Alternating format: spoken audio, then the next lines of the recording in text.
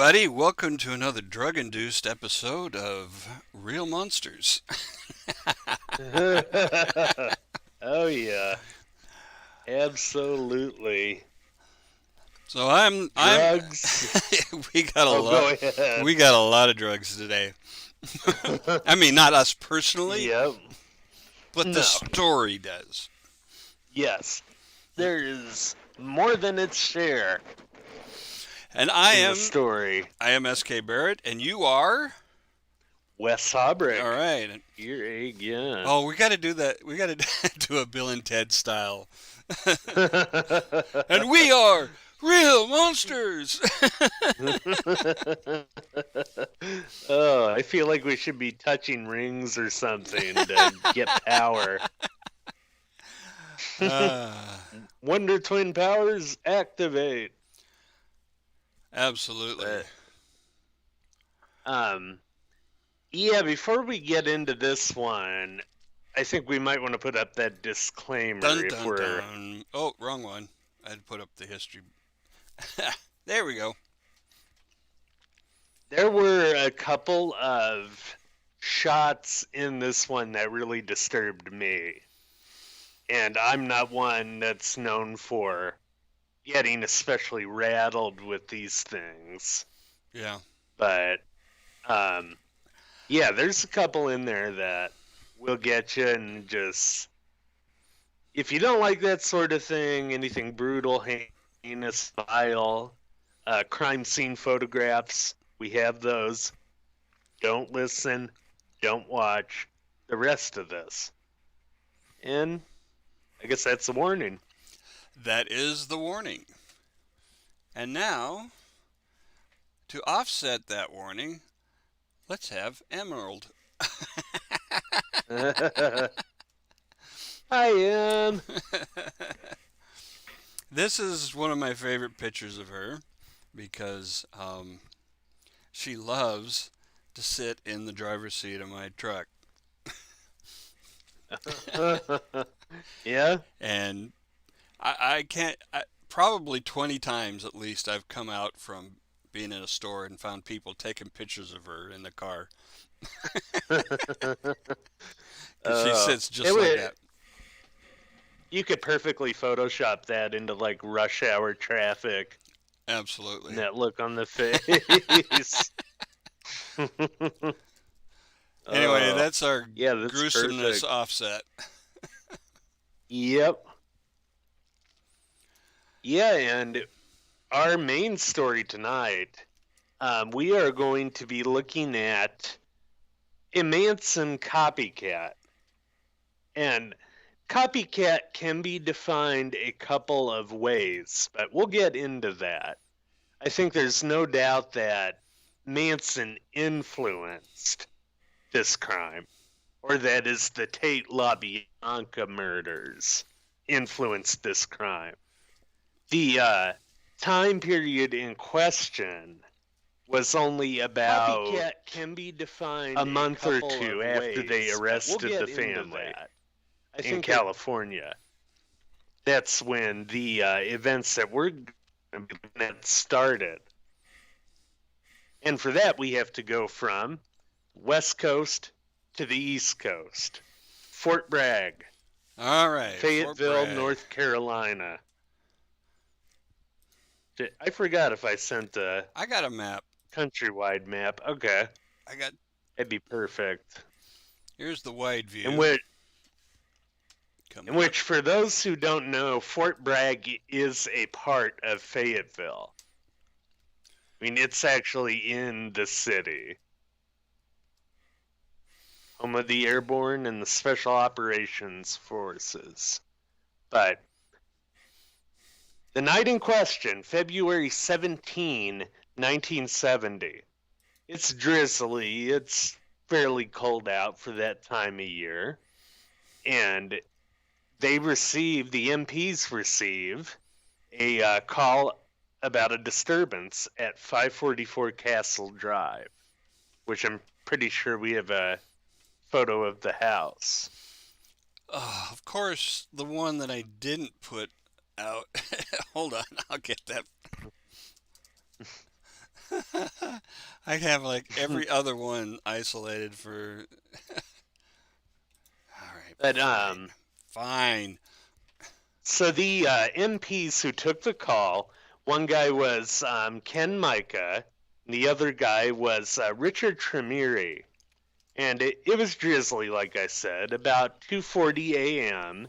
when they got the call. So they approach, and they notice that the front is locked. They can't get in. But they take their flashlights and they walk around the back of the house.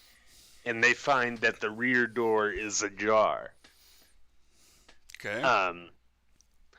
And you got to picture this in your head as well. They don't know if there's people still in that house who might have, hurt someone. Right. But if we could pull up the floor plan as well, You got it it. might help as we go through this.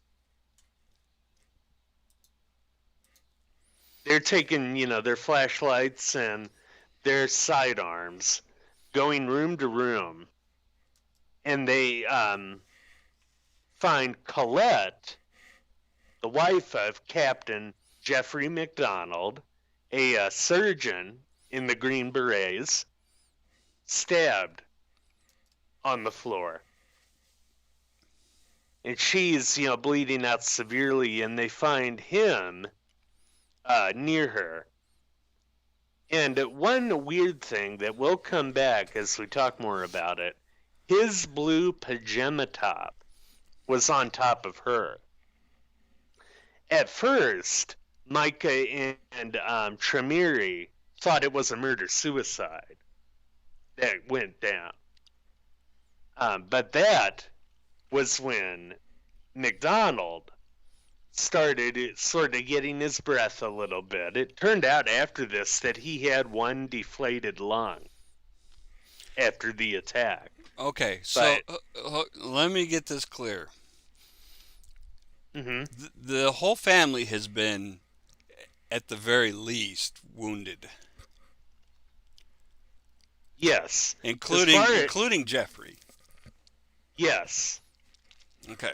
We haven't gotten to the kids' rooms yet. Right, But but so many of these family massacres, the dad's not around, right? So yeah, I wanted to make that distinction in this case that he is in the house bleeding. yes. He's bleeding out next to his wife in the master bedroom. Gotcha. And, most of the time when you have these, like you said, the domestic murder suicides, you see the guy do something like eat a shotgun. Right. You don't see him do something like slit his wrists. But, they found him, and he was able to get up a little bit after Ken Micah gave him some CPR. And he says, my kids, so you have to find my kids. So they walk to the first bedroom and find Kimberly, age 5.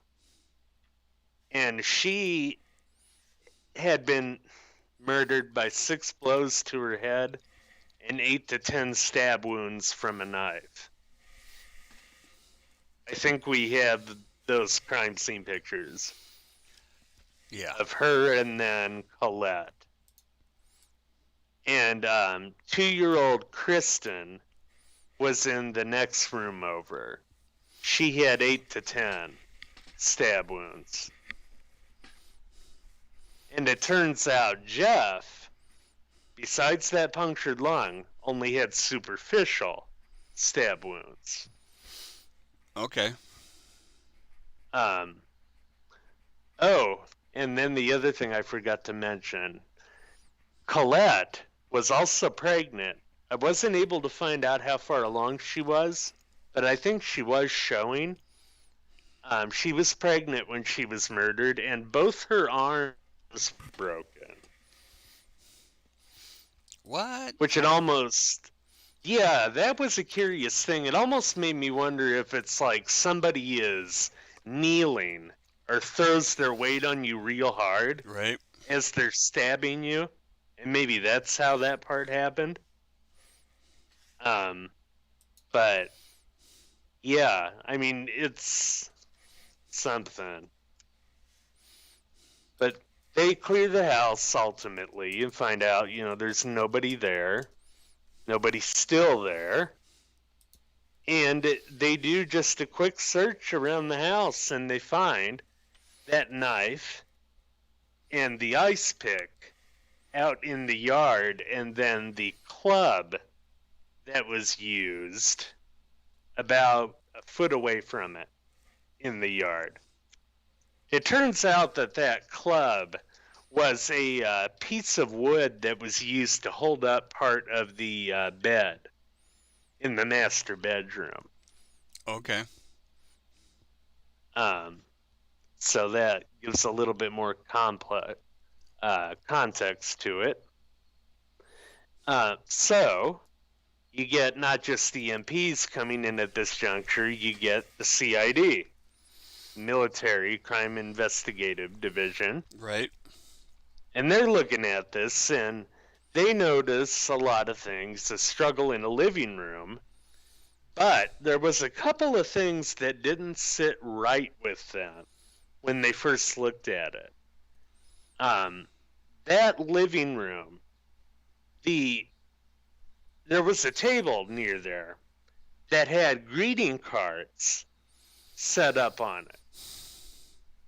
Like you would Oh, read it, display it for a couple sure, minutes. like your Christmas cards kind of thing. Yeah, Okay. exactly like that. But on a And on this, was it a coffee table or a kitchen table or this one was, maybe table is the wrong way to describe it, maybe more like a cabinet okay. that it would have been sitting on, but it wasn't far away from where the alleged the fighting, the tussling happened, Oh, which we'll get to the story with looking that. at the floor plan there, it mentions a buffet in the dining area. Might that have been it? Yes, that was where the Okay. cards were sitting, and they noticed that none of the cards had been moved off of it. Oh, So that's a curious thing. But yeah, and then they also noticed, as I think we had the picture up, pig yeah. written in blood on the headboard. Right. Which is a callback to Charlie. Yep, that is a direct homage to Charles Manson. Yep. Which again, this is only uh, maybe 3 months after they uh, were arrested. Oh, really fresh. Yeah, very fresh in people's minds. Um, but yeah, they took Jeff to the hospital, of course, that night, and they started interviewing him. And his story was that he and Colette were listening to a record.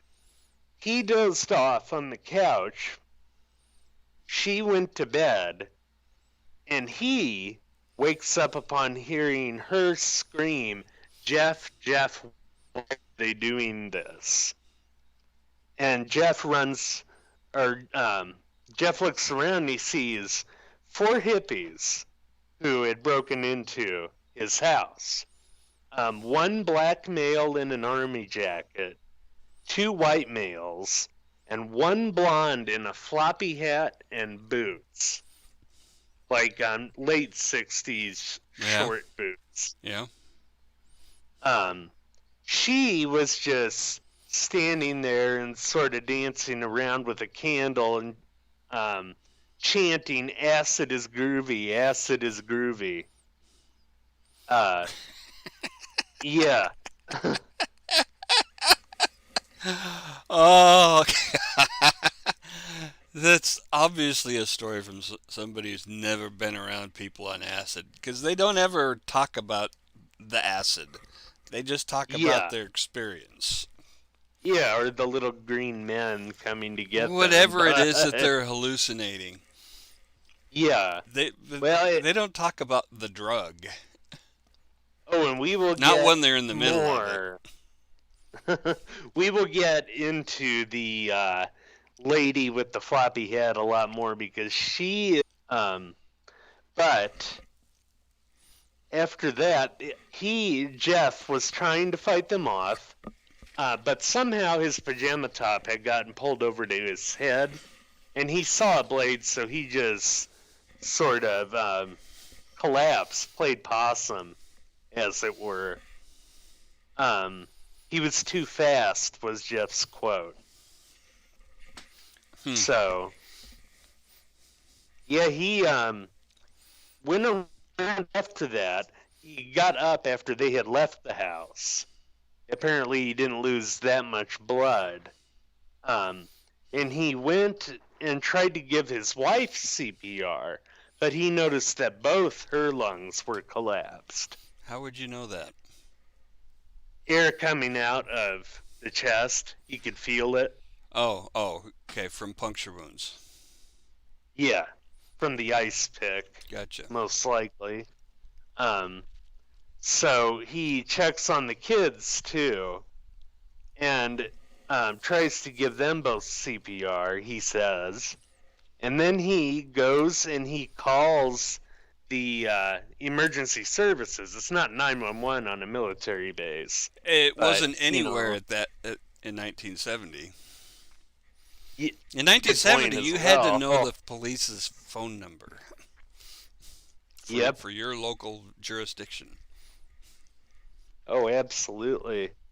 But he tried calling once to get an ambulance there, and apparently they weren't there fast enough. So he called again, and he got a sergeant, and the sergeant sent it. And Jeff, meanwhile, just goes and collapses next to where his wife is laying.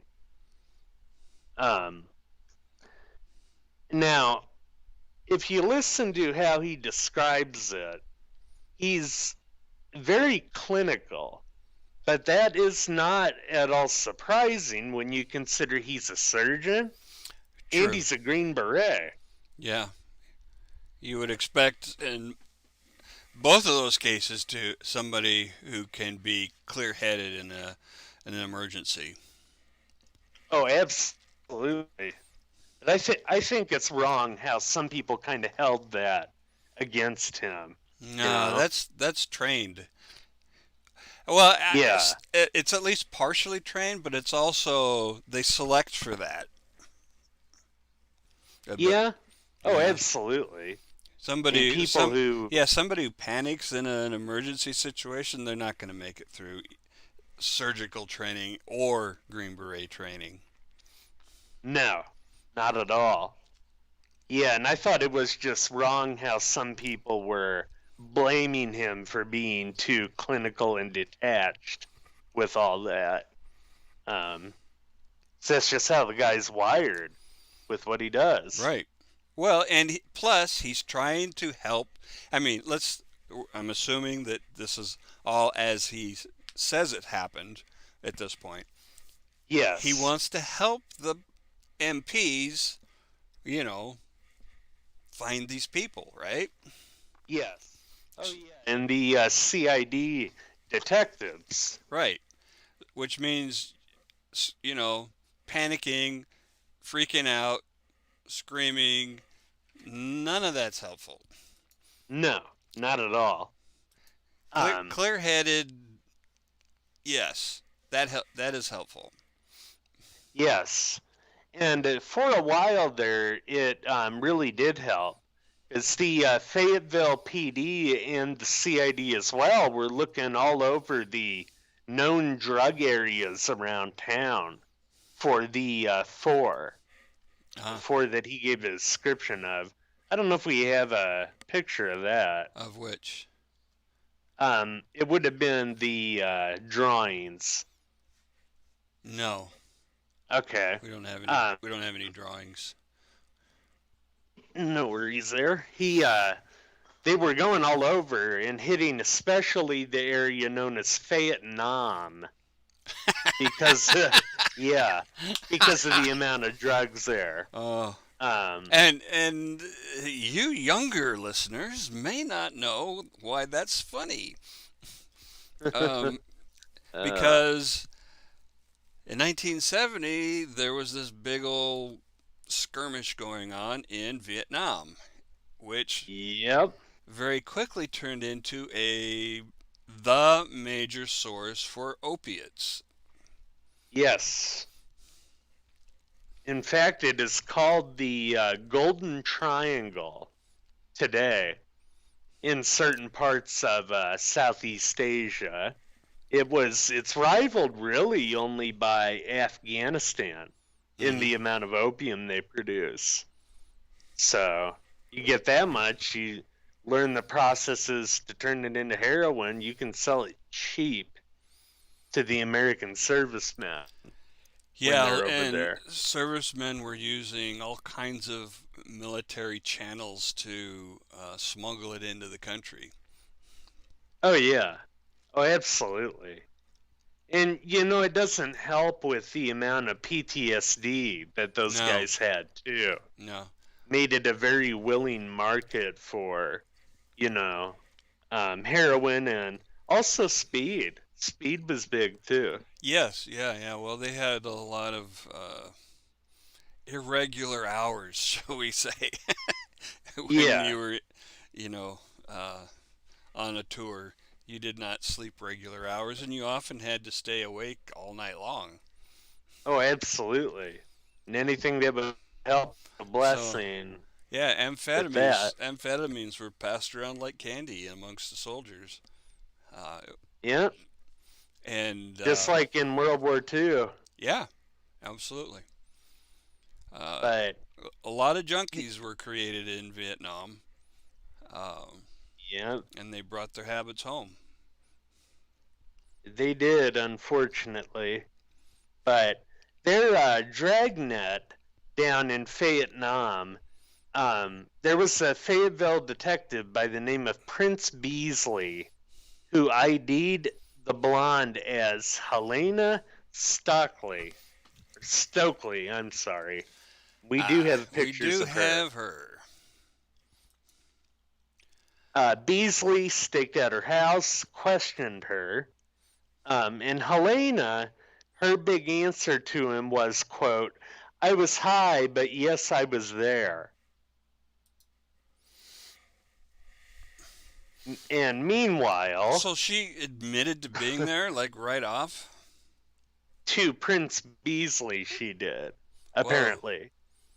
But the CID guys, it was a investigator by the last name of Maury, goes out to the Fayetteville PD and interviews Helena, and he finds, in his words, no leads at all.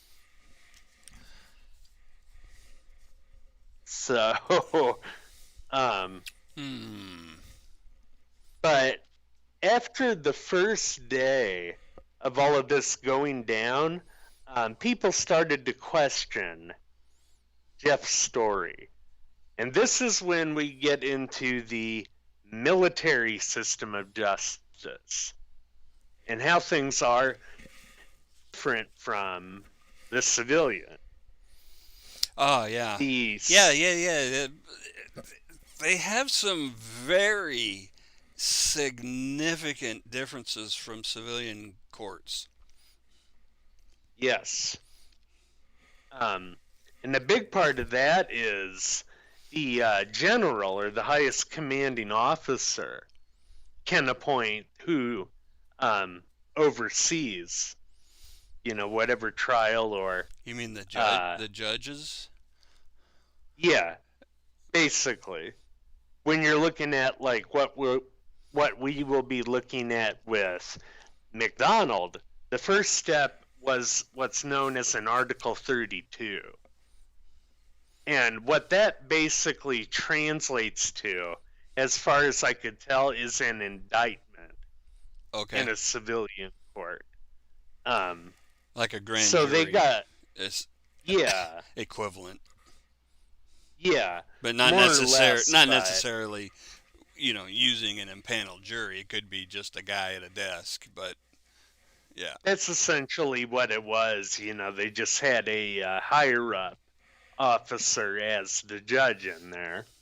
And then you have, of course, the prosecution and the defense.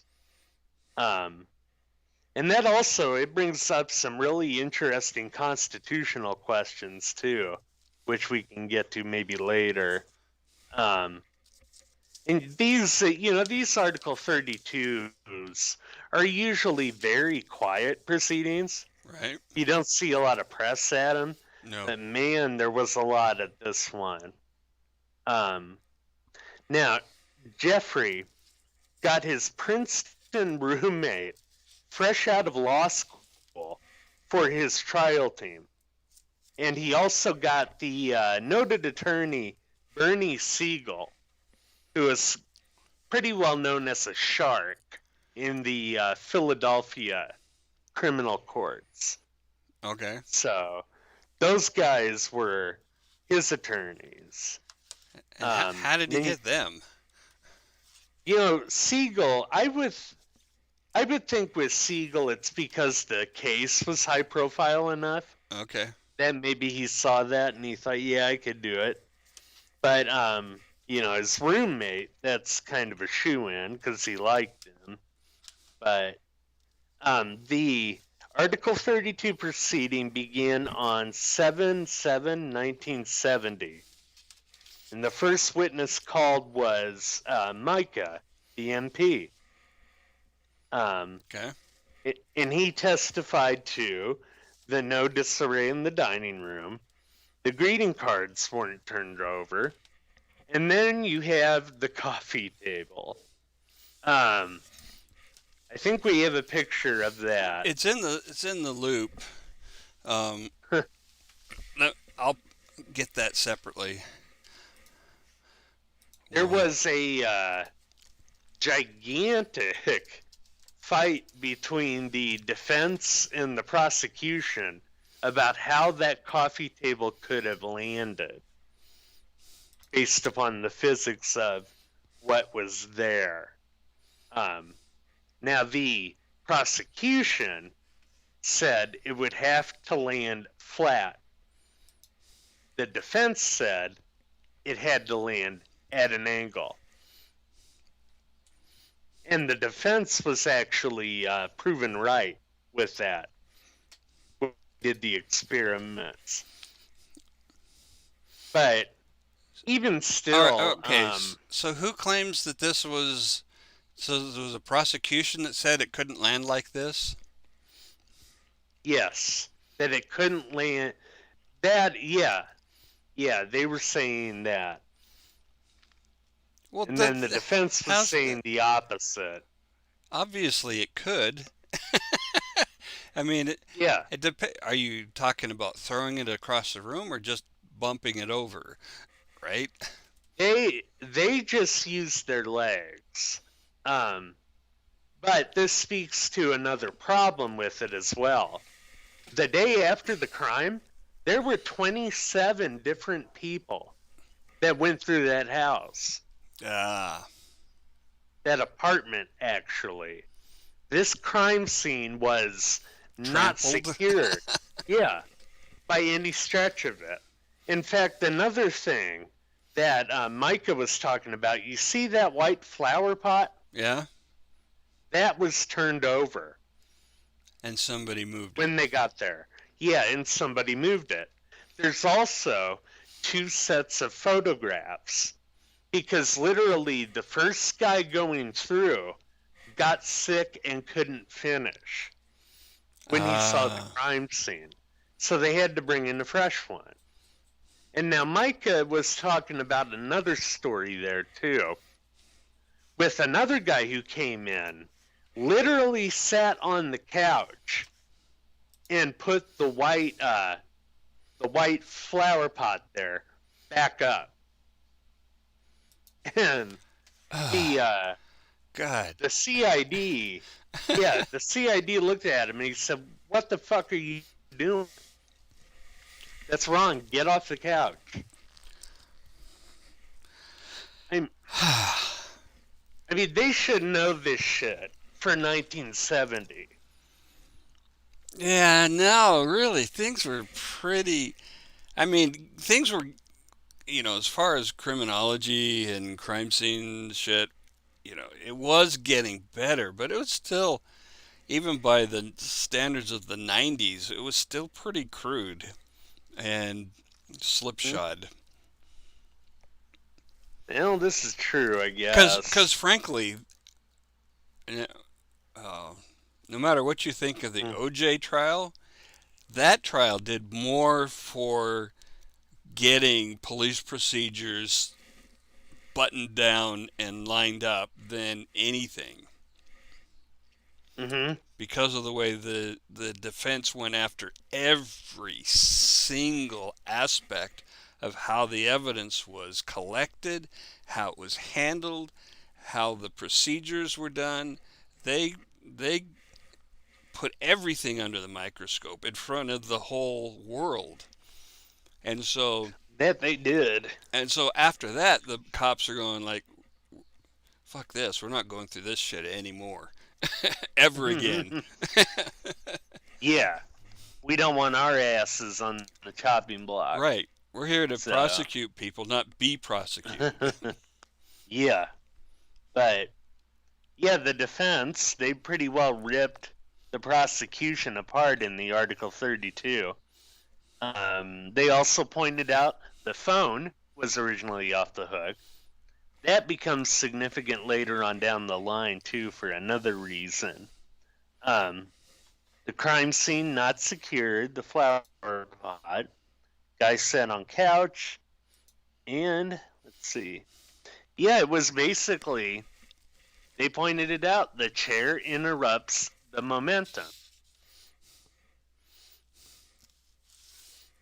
And then they started calling character witnesses All right, for Jeff so McDonald. I'm a little puzzled here. Where Uh-huh. did, at what point did they decide that he did this? Oh, we'll get there. Okay, so that we're gonna It's circle back that, to that. yes. Okay, Oh yeah. We good. will get there. Because this is, like I said, this is a maze, basically.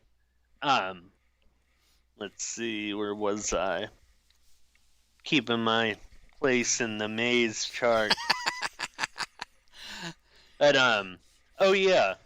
So Jeff's father-in-law, Freddie Casaba, he went in as probably the most respected character counsel, and he also had his friends and his patients vouch for him. Okay, Um, sure. and Freddie said that he and his daughter had a great relationship, and he, was his fiercest defender at this time. We'll see what changes his mind. I think we have a picture of those.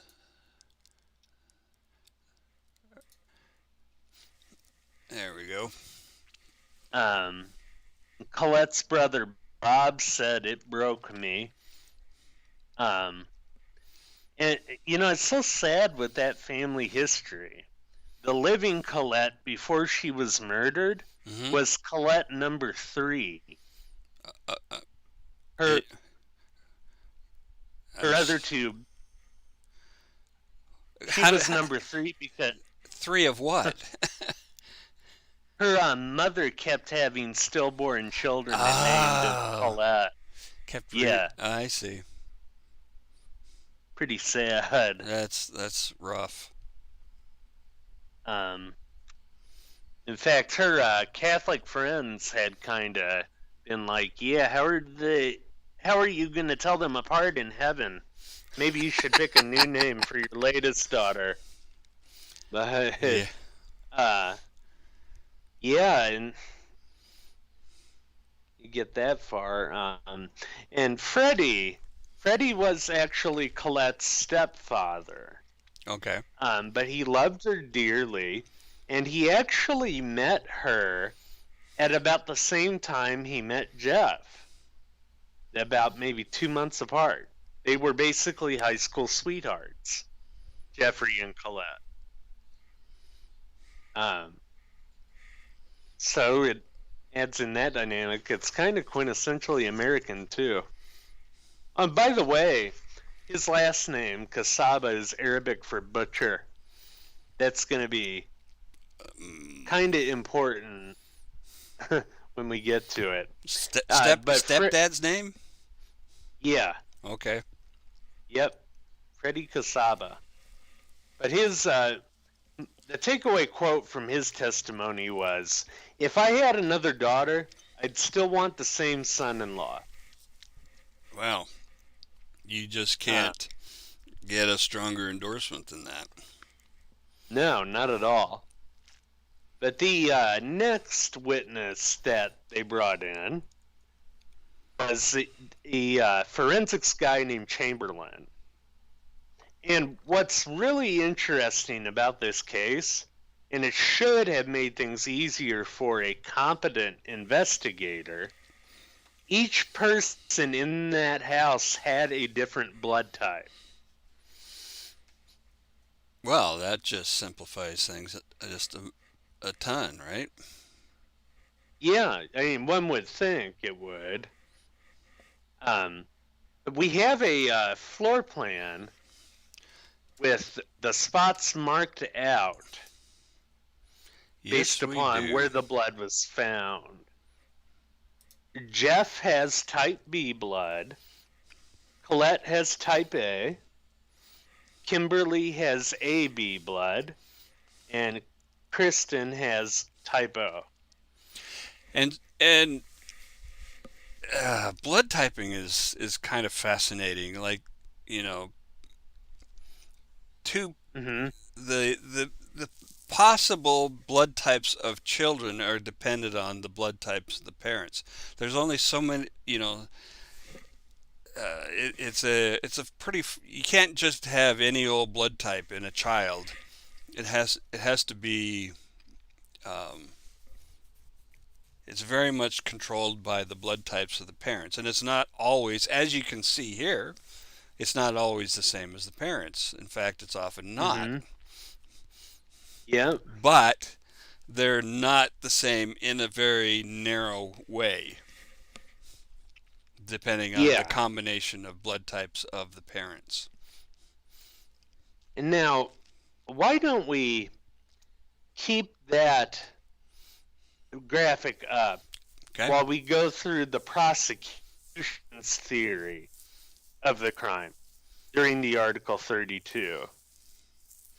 They say that an argument started between Jeff and Colette in the master bedroom.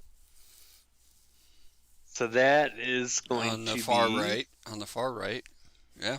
Yes. It escalates. Jeff picks up the club from under the bed and starts beating Colette with it. Sometime after that, Kimberly hears from her room, gets out of bed. And how old is she? 5. Okay. And somehow, and the way that they make it sound, it could have been accidentally, he swung the club backward and crushed her skull in about 2 inches.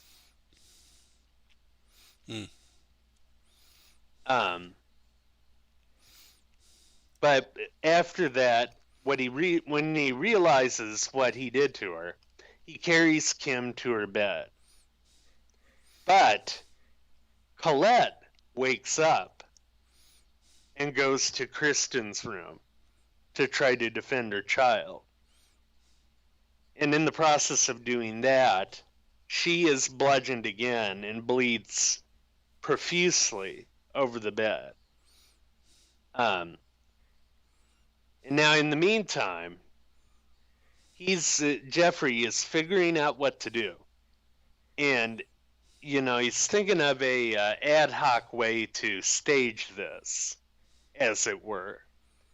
And if you look at the magazines that were under the coffee table, there's an Esquire that has a big spread about Manson in it. The theory is that he read it, and they even found a few blood drops on it.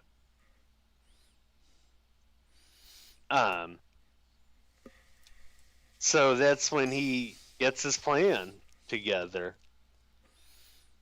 Oh, it's AB blood. Yes, that was on that. Kim's blood.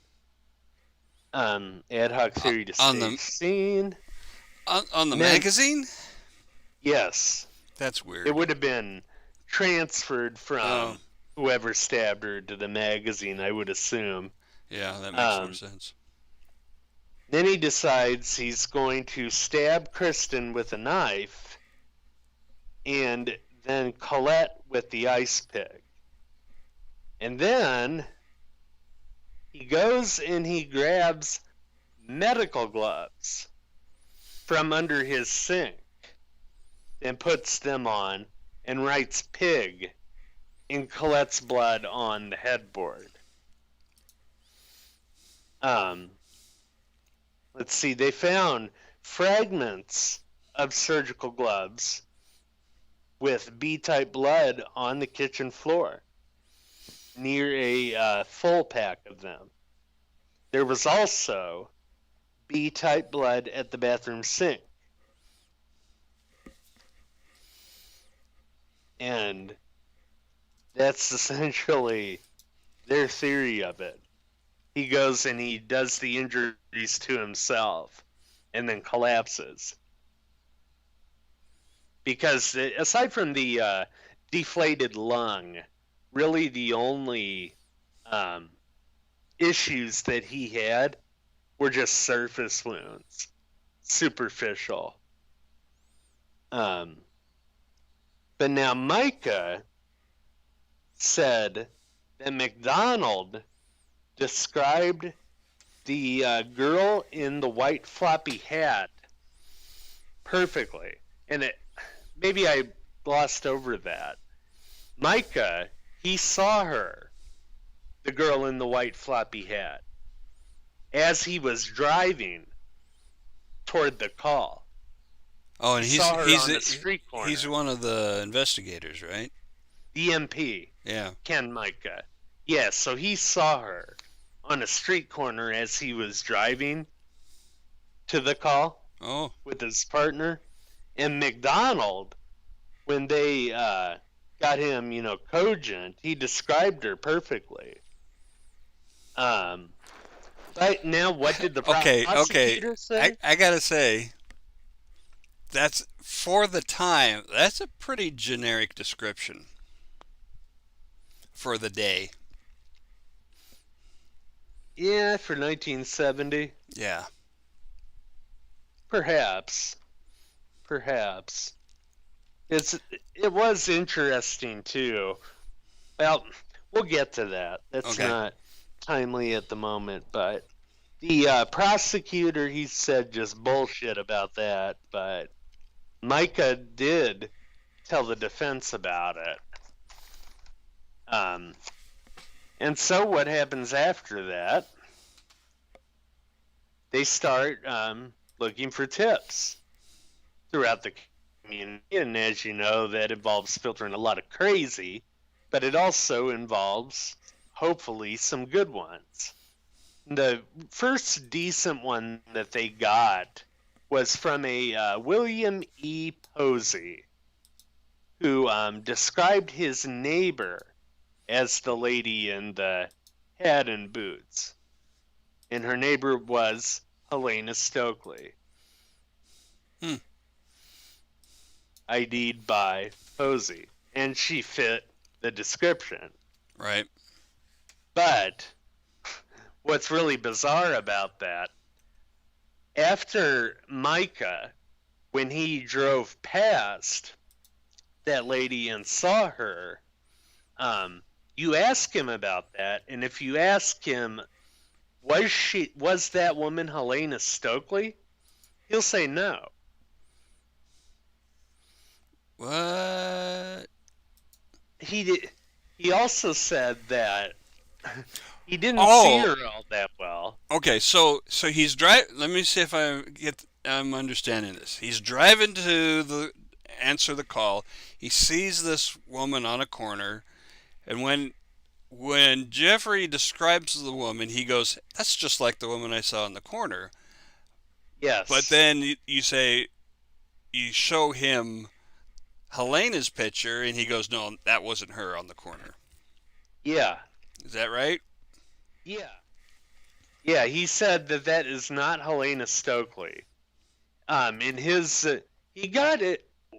I thought in watching the interview, he got kind of unduly defensive about it when he was asked about it. He was like, I know her from being around, um, but not much beyond that. And you got to remember, it's 2:40 in the morning when he saw her, And and and he's driving somewhere. yeah, and it's raining. Right. So that was a bizarre turn that just can't be explained. But um, let's see. Oh yeah, his exact quote was, "I knew her from around." Um, The girl on the corner or Helena? Helena. Okay. Um, and soon after that, the commanding officer and General Flanagan at Fort Bragg, there was a memo that was leaked that said, spending more money would make the Army look like fools. So, charges were dismissed against Jeffrey. Oh, He actually ended up with an honorable discharge, too, from that. so dismissed, just dropped. Yes, in the military system. Right. Um, and it come to about October 1970.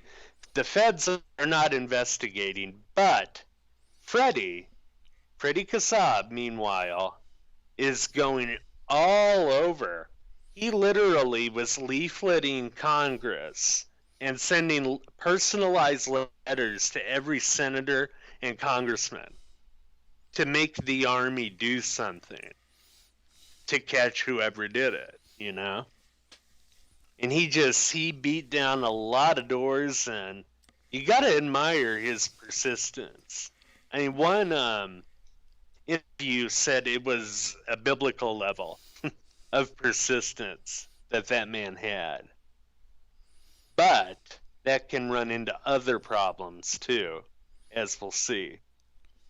He was also a wee bit paranoid. He taped all his phone calls from this going forward. But finally, in the late 70s, that would be before 1979, DC sends federal investigators to take a look at it, especially why the hippie angle was not fleshed out more. And they ended up generating 240 new leads with it. Wow. Yeah. But probably one of the weirdest of them, Yeah. what actually happened in Nashville, Tennessee. Jim Gratis, who's on the Nashville PD in oh yeah, that was still 1970. Jim Gratis in Nashville PD ends up meeting Helena Stokely in 1971. Okay, it was 71, while arresting her on a possession charge. And while she's being booked, she says, "I was involved in a murder in Fayetteville," and goes into detail. What? Why would you say that? Yeah. Yeah. It's a voluntary admission on her part. But my question with something like that would be, how much information did she glean from the newspapers? Uh huh. because there would have been plenty of that out. But yeah, still, like you Well, said, why would you say that? and how much was she led into saying that by the police? Oh, you're from Fayetteville? What do you know about this thing? Right? um, yeah, I mean, this guy who was just a patrol officer doesn't strike me as the type who would have Oh. done that. Oh, he's not a But detective. no, yeah, this guy was just, your typical uni out there. Um, yeah, but they did get her back to some detectives, and her descriptions were accurate. So, Officer Prince Beasley heads to Tennessee. And she tells him that she didn't tell all she knew. And, of course, they gave her a polygraph there, but fuck all with that. Yeah. I never take what those polygraph people have to say with a grain of salt. You know It's what? just, I would be willing to submit to a polygraph when law enforcement is willing to submit to a polygraph. absolutely. If they're willing to take them, I'll take them. But they won't. They will never take one Absolutely. because they're No. shit. They're bullshit. Yeah. Yeah, I mean, like Penn Jillette called it, it's a mystical spirograph. Yeah. Oh, that reminds me, man, with the great Randy dying Oh yesterday. yes. It was so sad. He lived a long, good life, though. Great debunker. Oh, yeah. I loved him. I still need to get one of his books signed for my collection. I have to do that soon. But anyway, not to get too off topic, but this is kind of the recurring theme with Miss Stokely. Reliable witness or unreliable witness. Yeah. And this is going to be the same with some other people too. But the feds ended up. Well, let me just say this. Generally speaking, witnesses are unreliable. Yes. Eyewitness testimony is almost always unreliable, even if the people are sincere.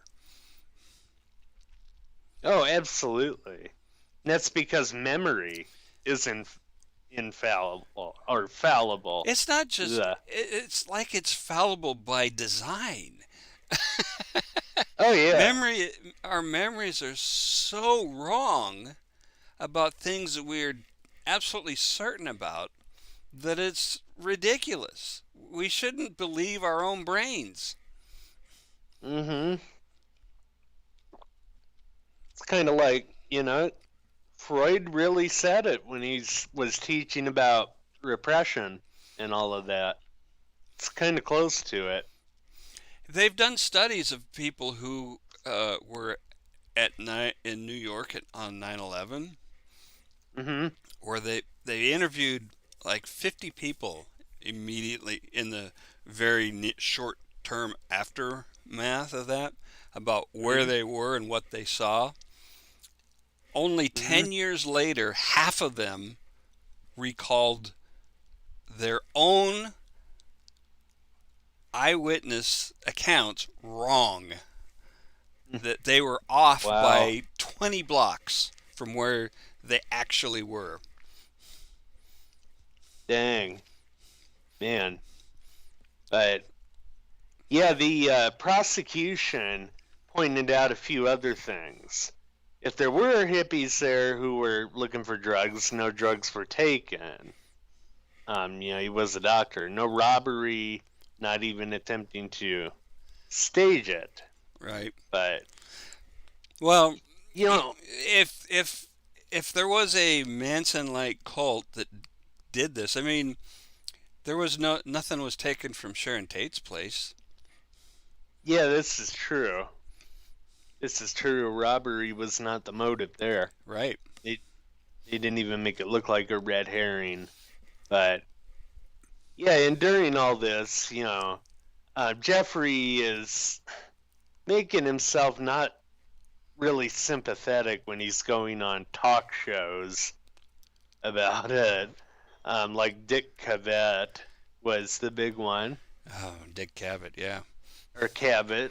Um, that really pissed off Freddie and his family, but in the meantime Freddie was trying to get the A32, or the Article 32 transcript.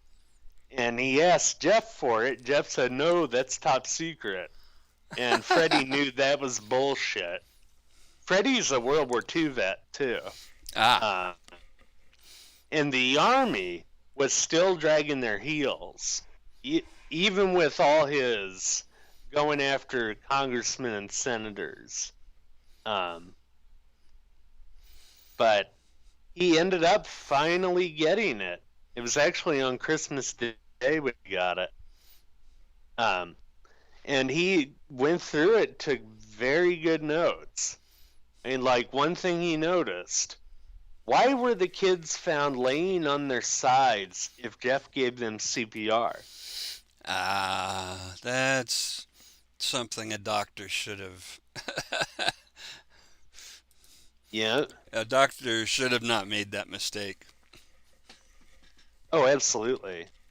Or another one, on the way to Kim's room, he did not turn on the lights.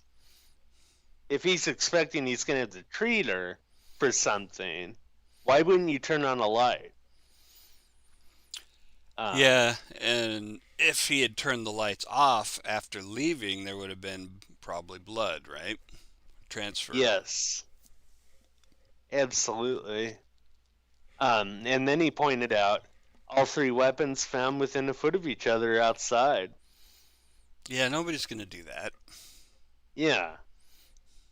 Oh, and another thing that came out from the transcript, Mr. Perfect Ivy Leaguer did have multiple affairs starting in Texas in 1969 when he was stationed there overnight.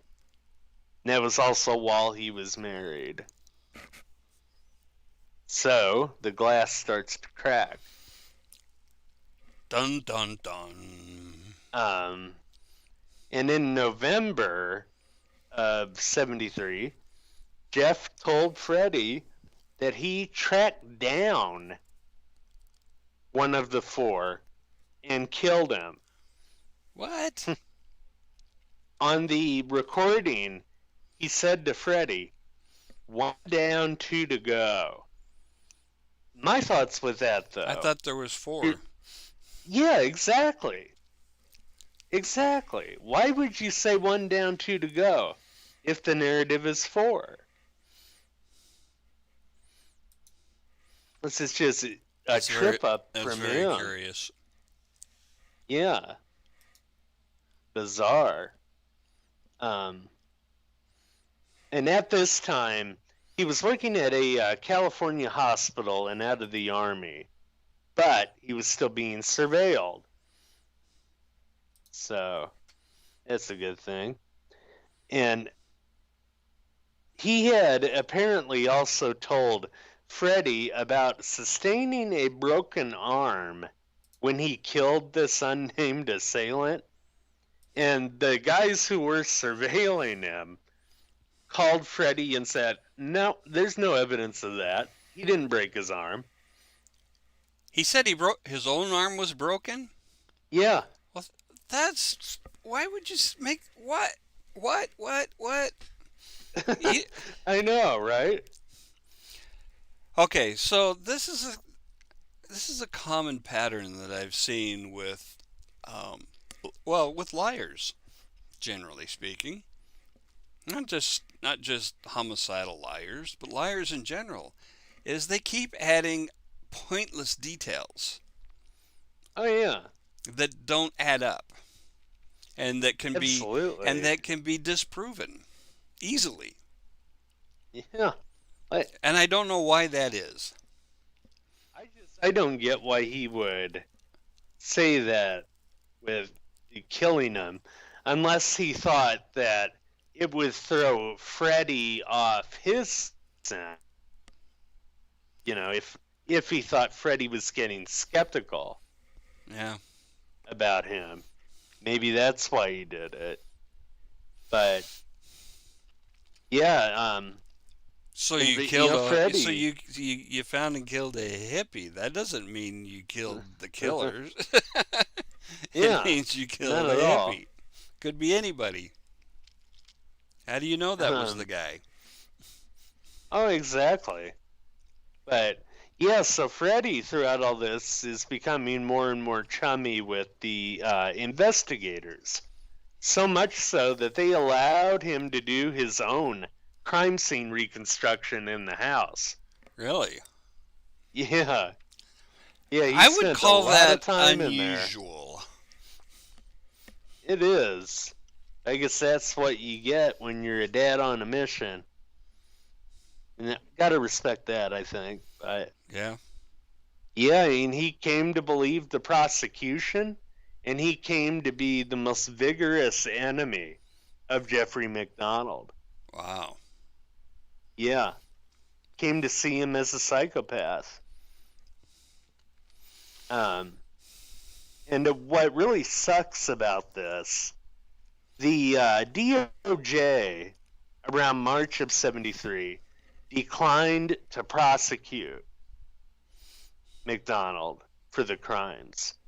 And that's when Freddie and his wife had,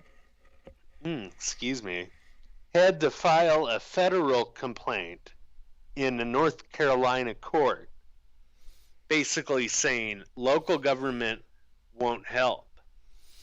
Mm. We need you to step in.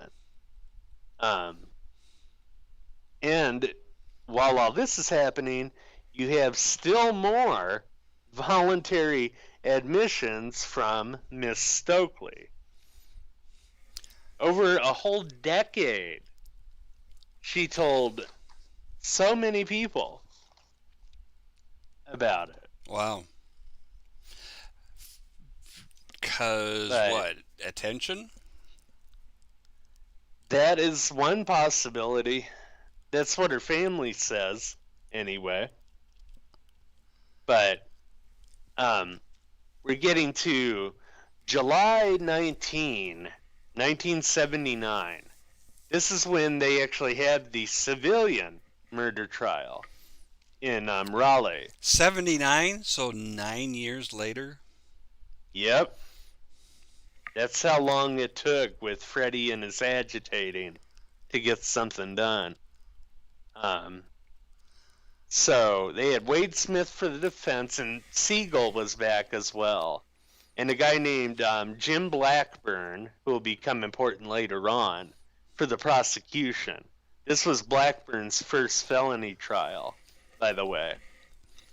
Is this going to be a good place to break? Yeah, or do you want to go a little farther? Yeah, I suppose we could do that. Because guess what, everybody? We got a lot more on this, and we can't get it all done in one show. Nope. We will start with the civilian murder trial of Captain Jeffrey McDonald next week, I guess. And can I just say, Mm-hmm. when it comes to surgeons, having a sociopath for a surgeon is probably not a bad thing. Yeah. Because you know that guy's going to do medically exactly what needs to be done. And his emotions will not get involved. That is very true. I think the same thing about having somebody who's slightly autistic. The guy who removed guy who removed my thyroid is. Really? And he's actually one of the top surgeons in the country for doing that. And he's on the spectrum. There's a TV show about a doctor like that, a surgeon who's on the spectrum. It's on Hulu, at least. It's probably a network show. Oh, yeah? Yeah. Interesting. Huh, I have to check that out. Alrighty, man. This is this is one messed up story.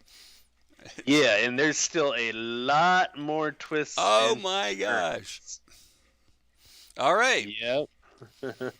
Well, let's call this good for today, and we'll pick it up again next week. Sounds great. All right. Good night, everybody. Good night.